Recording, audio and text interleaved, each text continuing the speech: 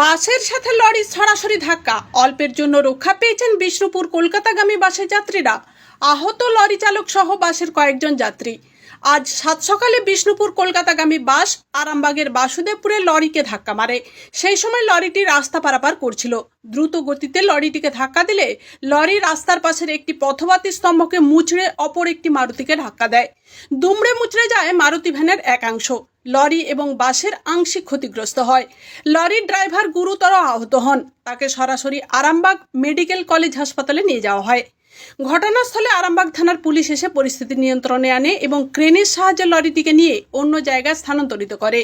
স্থানীয় সূত্রে জানা যায় বাসের গতি ছিল নিয়ন্ত্রণের বাইরে, তার ফলেই এই দুর্ঘটনা। ক্যামেরায় কৌশিক কাপড়ির সাথে লক্ষ্মীকান্ত চক্রবর্তী রিপোর্ট। সংবাদ পাঠে আমি Papia Bandyopadhyay, Ghatal, republic TV digital media.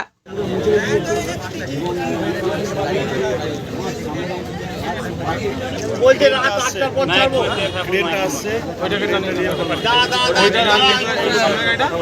না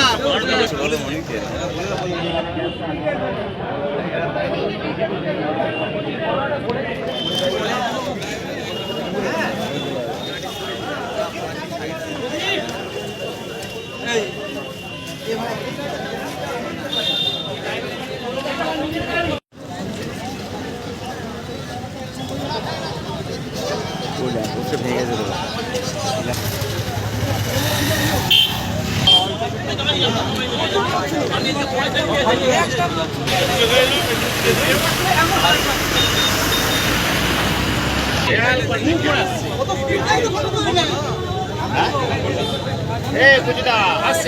গাড়িটা খেয়াল